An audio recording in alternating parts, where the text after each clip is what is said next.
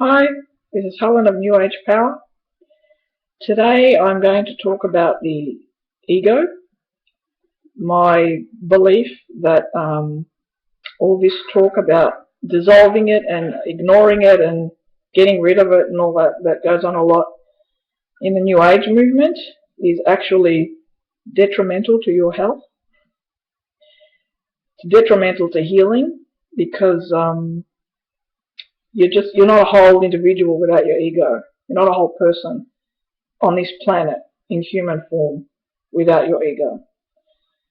So I'm going to take my time now explaining what I think the ego is and its function and how I don't think we can live without it.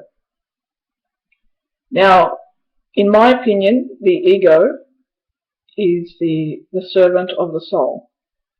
It's here to make life possible for a spirit or a soul in a physical world, in a physical dimension.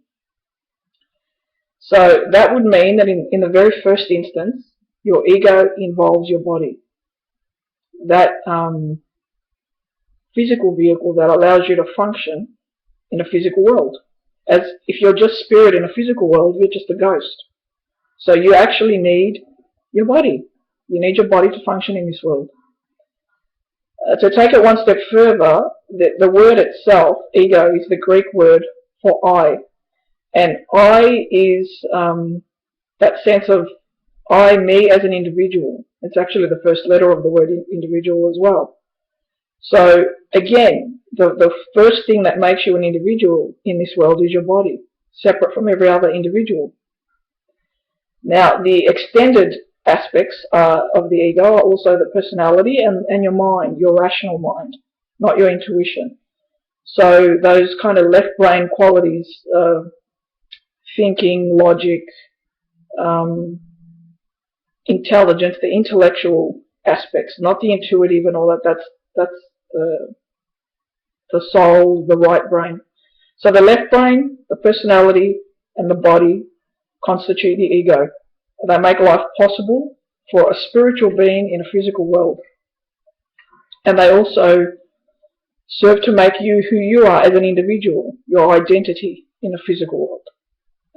So your body is, it allows you to eat, sleep, function, relate, talk, do whatever you do, whatever you need to do in a physical world. It allows you to do all those things. How you express yourself, what you think, your personality, all those different facets, that's also who you are. It's an expression of your soul in the physical world. Now the ego, when we're traumatized and when we're in pain, it actually steps up, its job steps up, because a large part of its job is survival. So the ego is what gets you out of trauma, that fight or flight response.